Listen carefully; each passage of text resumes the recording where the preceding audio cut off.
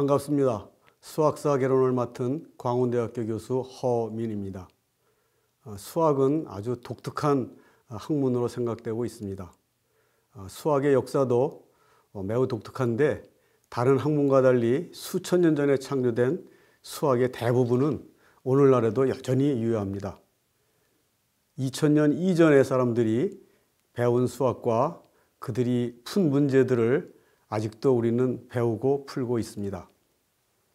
그리고 수학은 예전에 얻은 결과에 새로운 결과를 보태고 또 새로운 연구 주제를 추가해서 현재와 같이 거대한 학문으로 발전했습니다.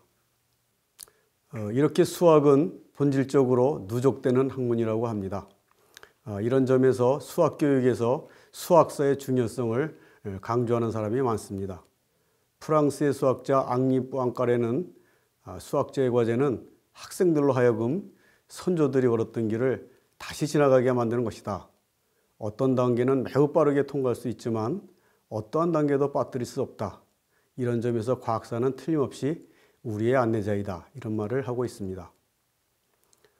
본 수학사 개론에서는 주계조로 제가 그 번역에 참여한 수학의 위대한 순간들을 쓰기로 했습니다. 이 책은 저자 하워드 이브스가 실제로 수학사 강의를 했던 내용을 정리한 책입니다. 수학의 역사를 수학의 각 주제별로 정리해서 강연을 했기 때문에 이와 같은 강의에 적합하다고 생각합니다.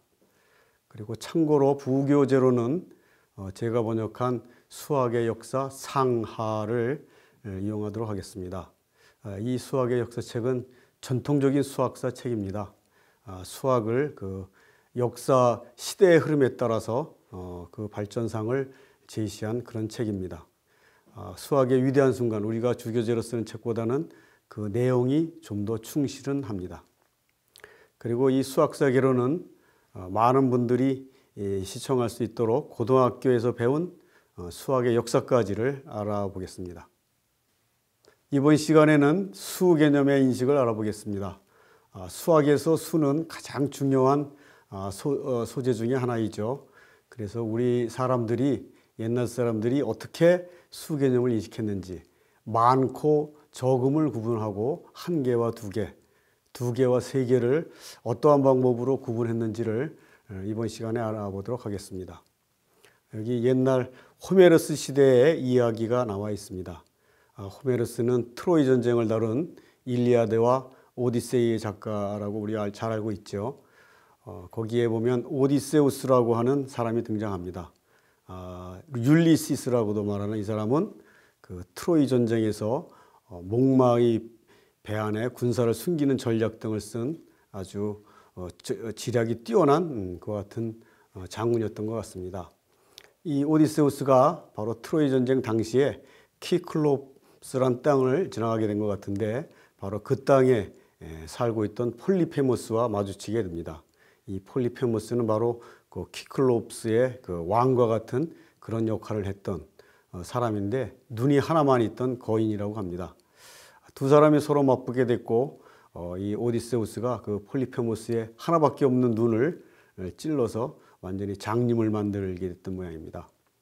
이제 그 장님이 된 폴리페모스는 아침마다 자신의 동굴 입구에 앉아서 양을 한 마리씩 동굴에서 내보낼 때마다 아마 이 사람은 양을 키웠던 것 같습니다.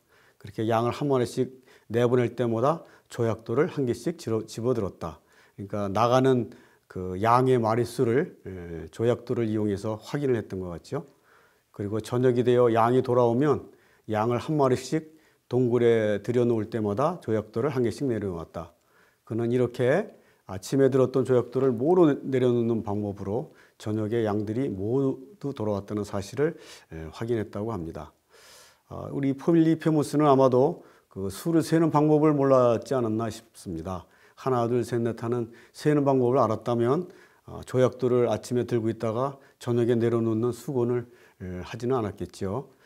바로 이 폴리페모스의 이야기는 셈, 우리가 세기의 기본으로서의 1:1 개념을 언급한 최초의 문헌상의 기록이라고 합니다. 1:1 내용은 여러분이 고등학교 1학년 때 알아본 그와 같은 수학적인 개념이죠. 1대1 대응에 대해서는 이번 시간 끝부분에 다시 한번 좀 더 자세히 알아보겠습니다. 우리 옛날 사람들이 바로 그 수의 개념을 획득한 방법, 얻은 방법이 1대1 대응이라고 우리는 추측하고 있습니다. 방금 플리페모스가 조약돌과 양 조약돌을 이용해서 양의 마릿수를 우리가 확인했다고 했죠. 또 그와 비슷한 예로 스리랑카의 베다족도 있습니다. 스리랑카의 베다 부족 사람들이 코코넛의 개수를 잴 때는 먼저 한 덤에 막대기를 모은다고 합니다.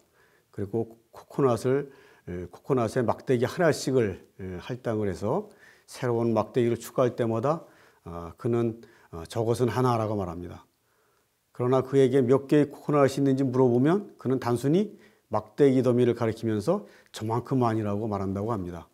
아마 이 스리랑카의 베다족도 수를 세는 방법 또는 수를 표기하는 숫자가 없었던 것 같습니다. 그래서 자기가 수집한 코코넛의 개수를 확인하는 방법으로 막대기, 손쉽게 구할 수 있는 막대기를 이용해서 그 개수를 파악했던 것 같습니다.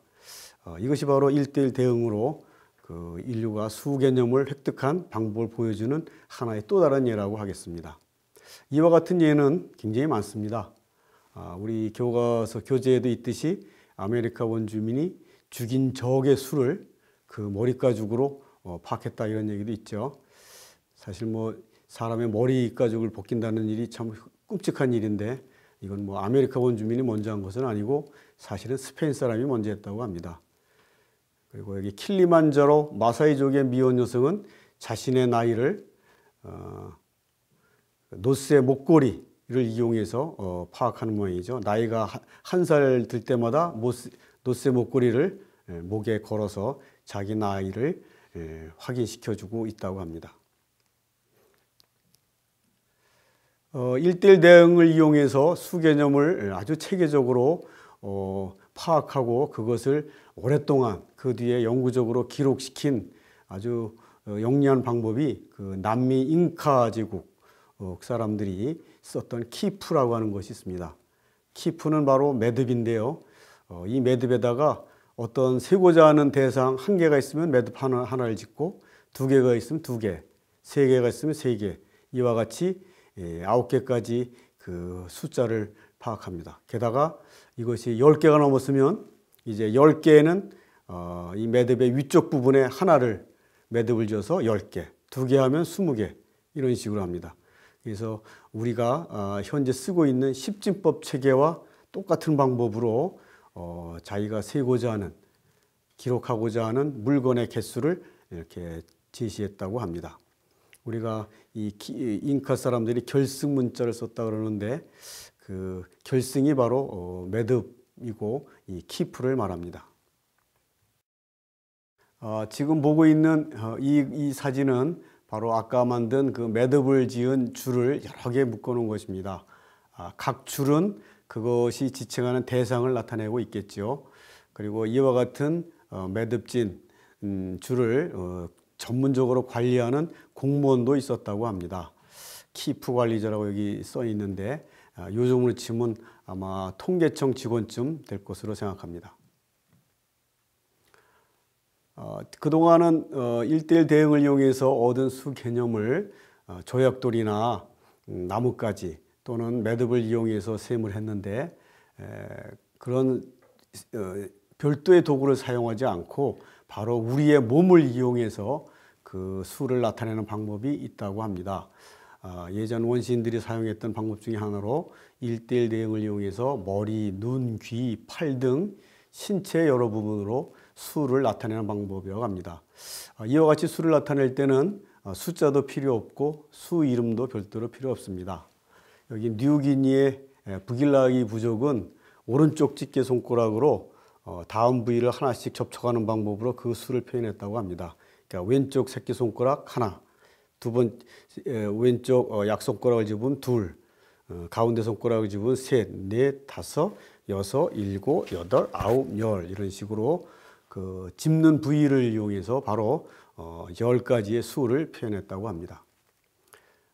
뉴기니 남동부의 파푸아 부족은 10가지가 아니라 여기 보는 바와 같이 22가지, 사실 사진에 보면 40개 이상까지 자기 몸에 특정한 부위를 찝으로써 자기가 원하는 수를 표현했다고 합니다.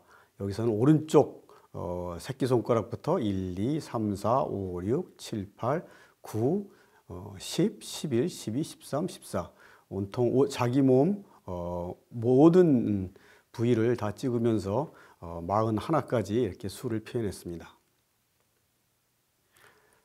특히 세계 어느 문명에서나 손가락을 이용해서 수를 표현하고 심지어 나중엔 셈까지 덧셈, 뺄셈 이와 같은 셈까지 했다고 합니다.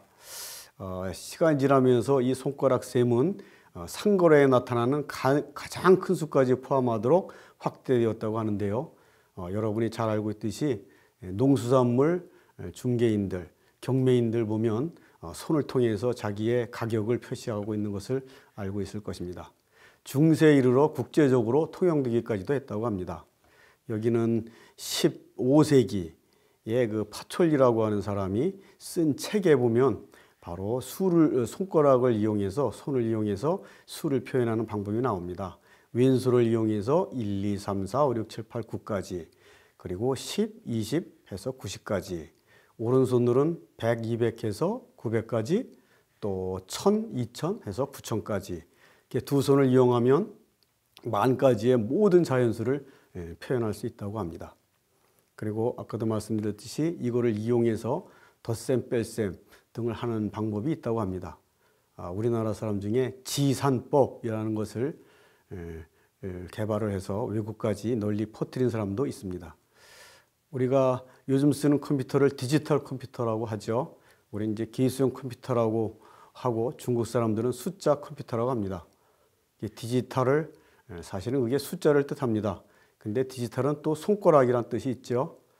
그래서 사실 디지털 컴퓨터, 최초의 디지털 컴퓨터는 손가락이다, 손이다 이런 말을 하기도 합니다.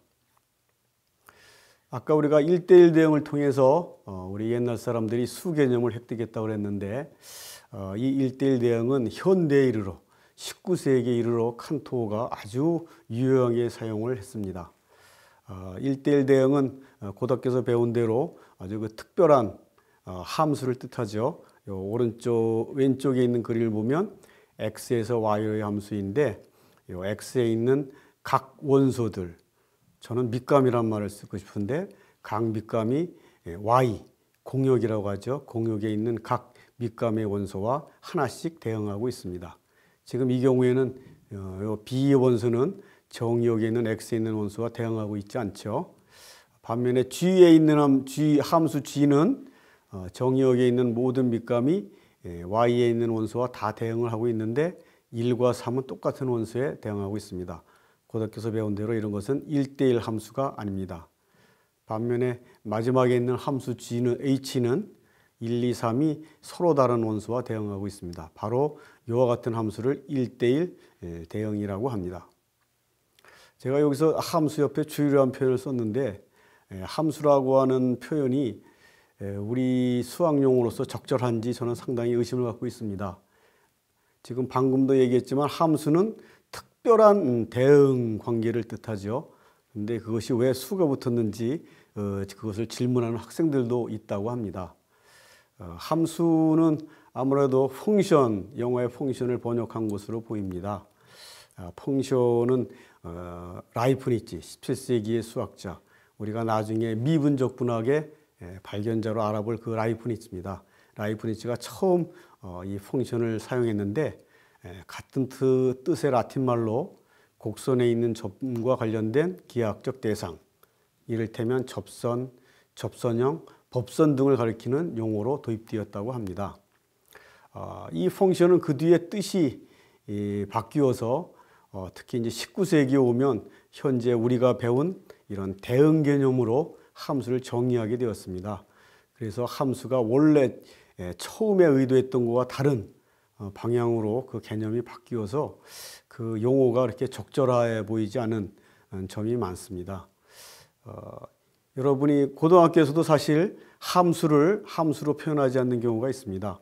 확률론의 경우 보면 확률, 통계에 보면 확률 변수라고 하는 개념이 나오는데, 확률 변수는 여기 보면 어느 시행에서 표본 공간의 각원소에 하나의 실수값을 대응시키는 함수라고 되어 있습니다. 그러니까 함수란 말이 있음에도 불구하고 통계학에서는 확률 변수를 쓰고 있습니다. 수학의 분야에 따라서는 변환이라는 말을 쓰는 데가 있습니다. 이 변환은 함수입니다. 고등학교 교육과정 중에 1차 변환이 있은 적이 있습니다. 선형 변환이라고도 하죠. 근데 이 선형 변환도 특별한 함수이죠. 그런데 이런 용도를 사용하기 위해서는 함수라고 하는 말이 적절해 보이지 않았던 것 같습니다. 여기 맵이란 말도 나오는데 사상으로 우리가 번역을 하죠. 이 맵도 결국은 함수입니다. 그래서 저는 함수가 원래의 뜻이 집합 사이에 두 집합 사이에 대응을 뜻하고 짝짓기를 뜻하죠. 그래서 저는 우리말을 살려서 주룹이라는 말을 한번 쓰고 싶은 생각이 있습니다. 주룹은 그 구절을 받고 흥정을 붙여주는 이를 업으로 삼는 사람이라고 합니다. 중개인, 중매인 이런 분들이 바로 그 주룹이라고 하네요. 집주룹, 땅주룹. 요즘으로 치면 부동산 중개인이죠. 이 주룹이란 말이 생소해 보이지만 사실 드라마에도 등장했습니다. 별에서 온 그대의 정운표가 바로 집주룹으로 등장을 했다, 이런 얘기가 있습니다. 집주름이 아니라 집주룹입니다. 게오르그 칸토는 아까 다시 이제 1대1 대응을 이용해서 이 게오르그 칸토가 한 일을 설명하도록 하겠습니다. 이 게오르그 칸토는 통상 우리가 집합론, 모음이론을 발견한 사람 또는 그것을 정착시킨 사람으로 생각하는데, 고등학교 수준의 집합론은 참 쉽죠. 그 정도가 아닙니다. 이 칸토가 한 일은 1대1 대응의 개념을 끝없는 모음, 무한집합에 적용을 해서 초한수 이론을 전개했다고 합니다. 초한수는 유한한 수는 자연수를 말하고 그것을 넘어선 수를 말합니다.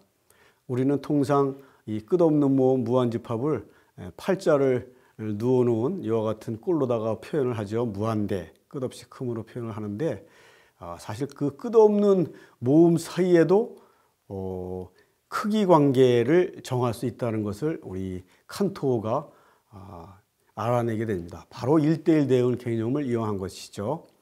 우리 폴리페모스가 조약돌 하나로 한 개, 양 한 마리, 조약돌 두 개로 양 두 마리를 구별했듯이 이 게오르그 칸토는 1대1 개념을 이용해서 무한집합, 끝없는 집합 사이에도 그 자연수와 같은 식의 크기 관계가 있다는 것을 주장을 했고 그거를 발표를 했습니다.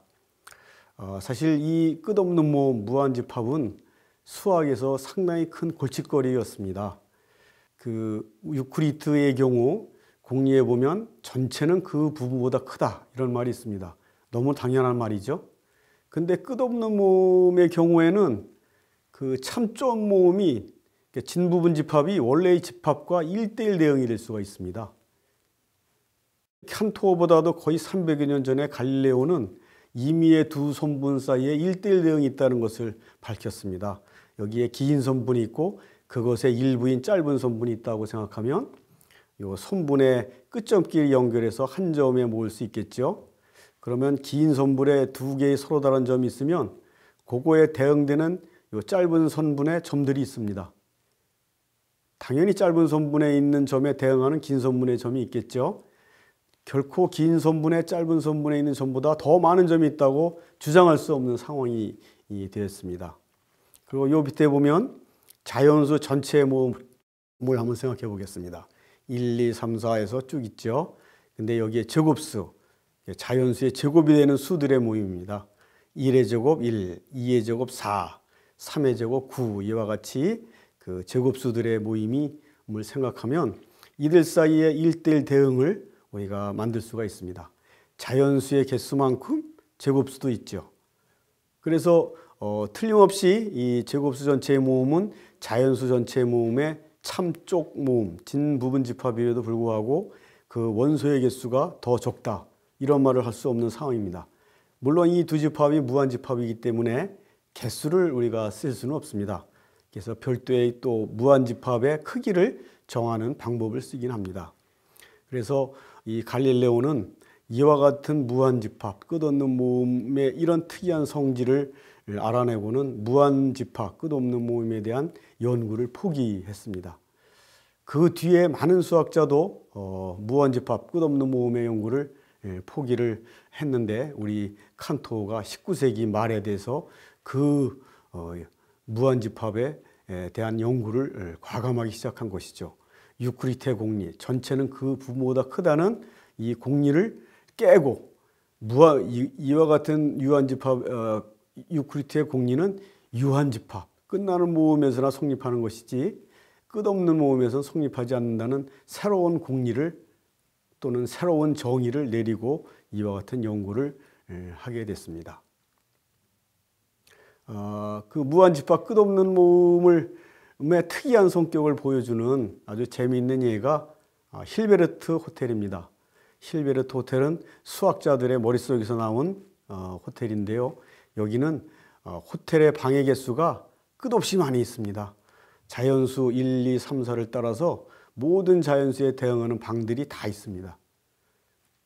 그래서 이 호텔의 특이한 점은 만약 어느 날 이 호텔의 모든 방에 투숙을 해서 이제 빈 방이 없는 상황이 벌어진 상황에서도 이 방에서는 새로운 손님이 오면 그 손님을 투숙시킬 수 있다고 합니다. 우리 주인은 안내 방송만 하면 됩니다. 1번에 계신 손님은 2번 방으로, 2번에 계신 손님은 3번 방으로 자기 방 번호에 하나씩 더해서 그 다음 방으로 옮겨달라고 부탁하면 1번 방이 비게 되겠죠. 그러면 바로 이 새로운 손님도 여기에 투숙을 하게 됩니다. 이건 한 명만이 아니라 두 명이 와도 관계없습니다. 자기 방 번호에 2개씩, 2씩 더한 방으로 옮기면 처음 1, 2번 방이 비게 되고 2명을 받게 되겠죠. 10명이 와도 투숙을 시킬 수가 있습니다. 더욱 놀랍게도 한없이 많은 사람이 와도 역시 투숙을 시킬 수 있는데 우리 주인은 안내방송만 하면 됩니다. 1번 방에 있는 분은 2번 방, 2번 방에 있는 분은 4번 방, 3번 방에 있는 분은 6번 방. 그러니까 각 방 번호에 2배를 한 그 번호의 방으로 옮겨달라고만 부탁을 하면 이제 방 중에서 보면 어떻게 되죠? 홀수번 방들이 모두 빕니다. 1번, 3번, 5번, 7번. 그래서 무수히 많이 온 사람도 다 투숙을 시킬 수 있다고 합니다. 그래서 무한에 대한 이야기는 끝이 없고 그 흥미로운 곳이 굉장히 큽니다. 그래서 무한만을 다룬 책들이 많이 있습니다. 무한에 관심이 있는 분들은 한번 그런 책을 사서 한번 읽어봐 주시기 바랍니다. 여기에 힐베르트 호텔이라고 했는데 바로 이 호텔의 개념을 처음에 도입한 사람이 다비트 힐베르트라고 하는 독일 수학자라고 합니다. 그래서 이번 강의 끝으로 이번 강의에서 주요한 수학자로 등장한 칸토와 힐베르트에 대해서 조금 더 자세하게 알아보겠습니다. 게오르크 칸토는 러시아 상트페테르부르크에서 태어난 유태인이라고 합니다. 그래서 어렸을 때 아버지를 따라 도이칠란트로 이주를 했고 거기서 취리와 베를린 대학에서 공부한 다음에 할레 대학 교수가 돼서 죽을 때까지 그 할레 지역에서 살았던 사람입니다. 그리고 이 할레 대학에 있을 때 바로 이 끝없는 모음, 무한집합의 이런 특이한 성질들, 특성들, 그 자기가 말한 초한수 이론을 발표를 했습니다. 근데 이런 발표가 모든 수학자로부터 환영을 받지는 못했습니다. 상당히 많은 수학자로부터 엄청난 비판을 받았고 저항을 받았습니다. 그래서 칸토는 내 생각에 뭔가 잘못됐을까? 뭐 이런 생각까지도 하게 됐고 그 공격이 하도 심해서 신경쇠약에 걸리는 일이 벌어지고 그래서 할레에 있는 정신병원을 주기적으로 입원을 해서 치료를 받아야 됐다고 합니다. 여기 보면 죽을 때도 할레 대학 정신병으로 사망 이런 말을 했었죠. 그래서 참 수학에서 그 수학자끼리의 논쟁이 심한 경우가 참 많은데 정말 안타까운 논쟁 중의 하나로 바로 이 칸토와 그 반대자들 사이의 논쟁을 말합니다. 칸토가 말한 아주 말 중에 제가 보기에 가장 멋진 말은 이겁니다. 수학의 본질은 자유에 있다. 사실 수학을 만들어내는 데 있어서, 수학을 창조해내는 데 있어서 어떠한 제약도 없습니다. 우리의 자유로운 정신으로, 인간의 자유로운 정신으로 창조해내는 게 사실은 수학입니다. 물론 그렇게 창조해내도 다른 사람들한테 동의를 얻어야 되겠죠. 쓸모가 있어야 되겠죠. 칸토는 살아상전에 도이칠란트에서는 크게 성공하지 못했지만 오히려 독일 밖에서는 이 칸토의 집합론, 모음 이론이 조금씩 받아들여지고 이 집합론에 관한 학회, 학술대회도 열리고 했다고 합니다. 앞에 힐베르트 호텔이 있었죠. 힐베르트에 대해서 좀 더 알아보겠습니다.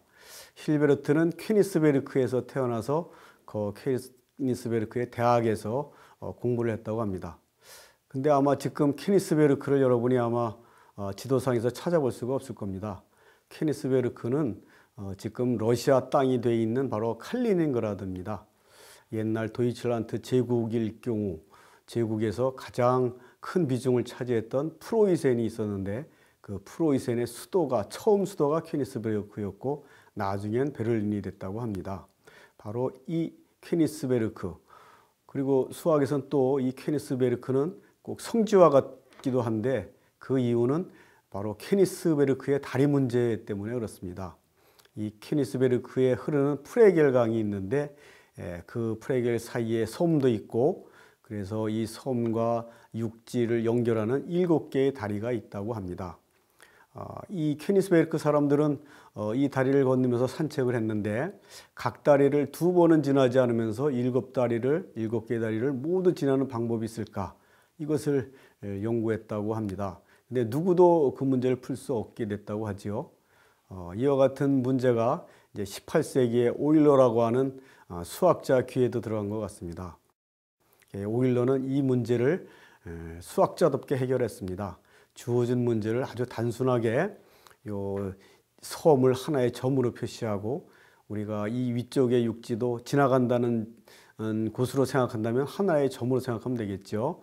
그래서 4개의 지점을 생각하고 그 지점 사이를 연결하는 다리를 이렇게 선으로 표시를 해서 오일러는 이 퀘니스베르크의 다리 문제를 요 각 성부를 2번 그리지 않으면서 7개의 선분을 모두 그리는 방법, 한붓 그리기라고 하죠.